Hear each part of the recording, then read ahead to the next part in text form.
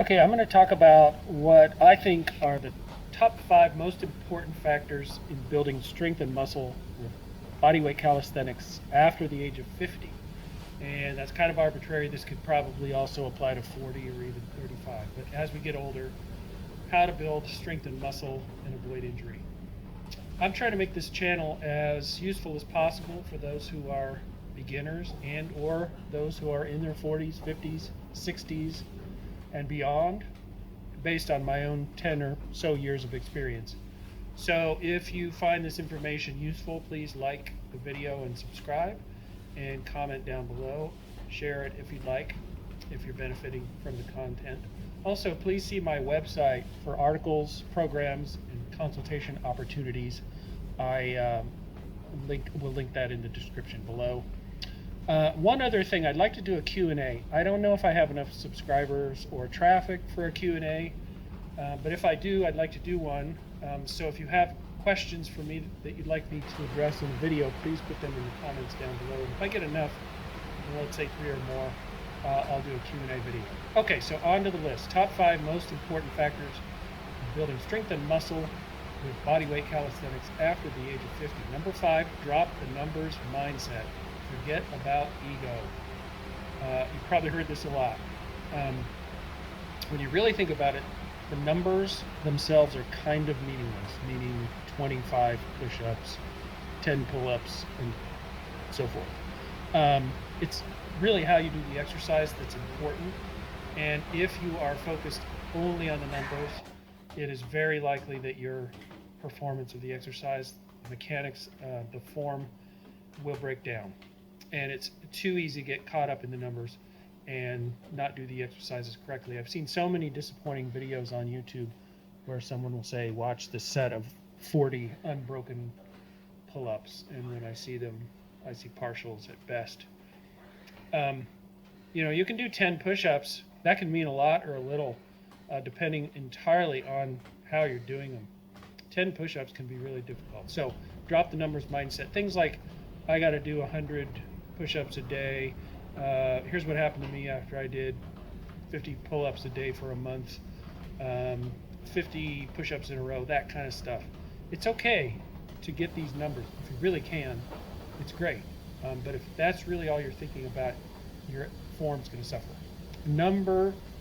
That was number 5. I don't know if I went backwards or not. I meant to go backwards. That's the 5th most important. Number 4, avoid skills training and iffy exercises. Now, this is only if your goal is strength, muscle, and injury prevention and longevity after a certain age. If skills are your thing, that's fine, but they're not the best way to accomplish what I'm talking about here. So what do I mean? Things like handstand push-ups, planche, muscle-ups, back levers, things like that.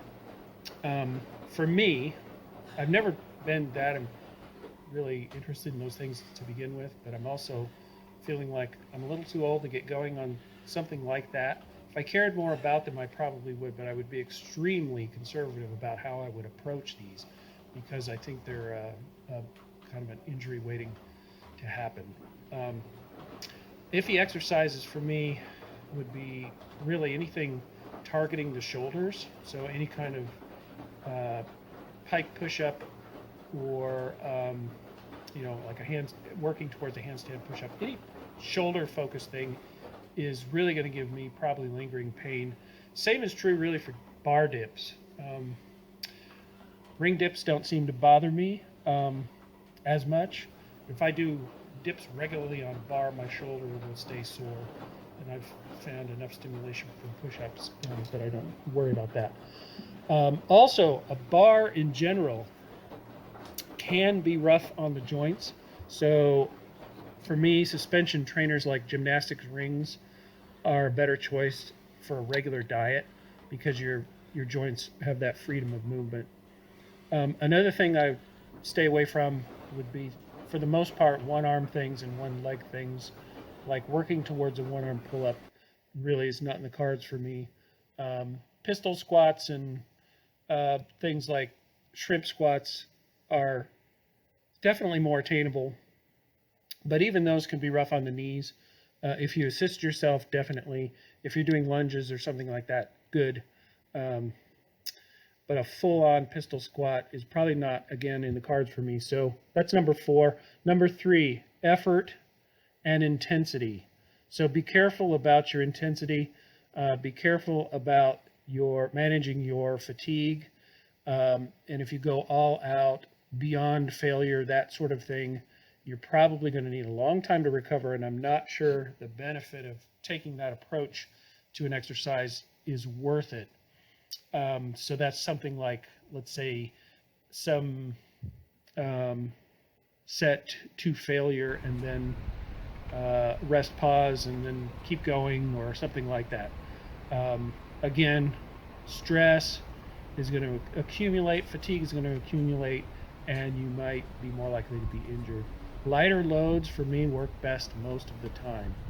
Proximity to failure on any given set is really important, and I'd keep it 2 to 3 reps from failure at most, sometimes more. And then resting between sets is another thing you can vary. Depending on your intensity, you can rest as long as you want and go heavy or hard, or you could go with easier sets and limit the rest for an additional type of workout. So effort is number 3. Number 2 is technique. Form is everything. That's what I named my my little endeavor here for a reason. The way you do the exercise is almost as important as anything else.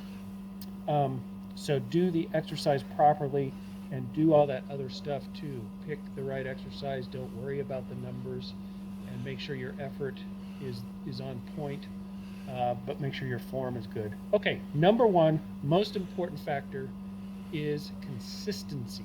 This really is the key. That is doing this, and doing this regularly, and doing this 10 years from now, 20 years from now, for as long as you can. At this age and at this point in training, progress to me is not measured by reps or volume or difficulty of exercise. It's measured by years spent in honest training, and I think that's the most important thing of all. So there's the 5 most important factors. Notice I didn't say anything about workout splits or amount of rest or amount of volume or variety in exercises. These things are all important, but they should be manipulated in such a way that you're able to meet your number 1 goal, which is consistency. And I do everything every day. I do push-pull legs daily. Works the best for me. My volume is where I want it to be, in the sweet spot of 10 to 20 total hard sets per movement pattern per week. I either do 3 sets per day of each. That gives me 21 sets total. It's a little too much, actually. Lately, I've been feeling pretty fatigued, so I've dialed it back to 2 sets of each per day. That's 14 sets per week, which is right in the sweet spot. But, okay, so if you're instead wanting to do a split where you're doing a lot of sets of a particular movement pattern on one day, that's fine. That's very common, too. But you want to make sure that it's not in some way preventing you from remaining consistent and remaining excited to do your workouts. And for me, I wouldn't be able to do it. If I did, let's say, 25 sets of push in one workout per week, I just really don't think I'd be able to maintain that. I would dread the workout, and then the rest of the days I would be so fatigued and wiped out that I would have a hard time doing other things. So this one works for me. But the point is, manage your splits, your rest, your volume, and so forth, so that you can remain consistent and your technique is good and your effort is on point, and so on. Rest is important, but I prefer to call it recovery. People talk about rest. There's a lot of people who question doing the same movement patterns every day, and you do it if you can, and recovery is what you need to work on, not worrying about how many days off or any days off or what have you. Just, can you do it again the next day? Adjust it so you can do it as often as you want to in order to remain consistent. Okay.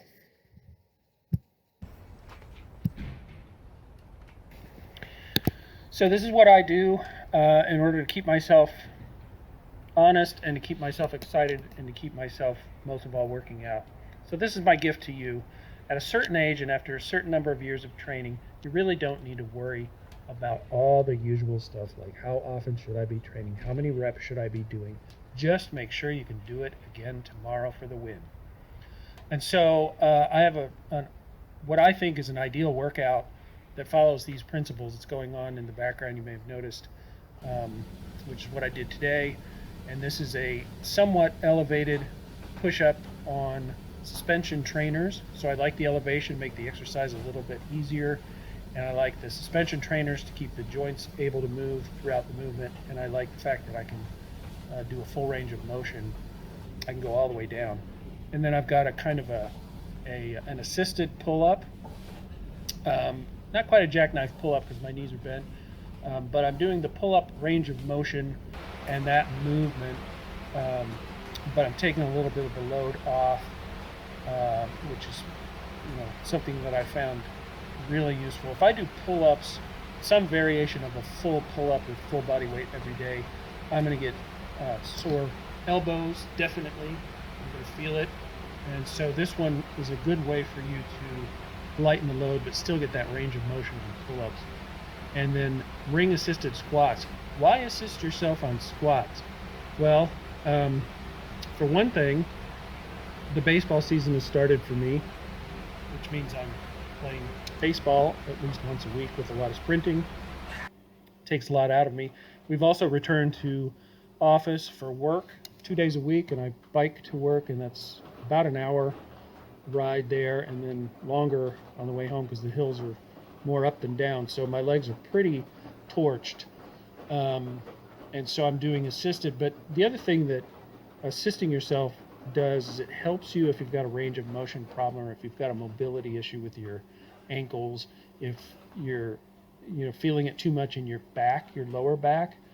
The ring assisted or some other assisted squat is a good way to address that. So that's what I've got going today. I hope you enjoy the workout, and give me your questions if you have any for next time, and I'll do a Q&A. Talk to you soon.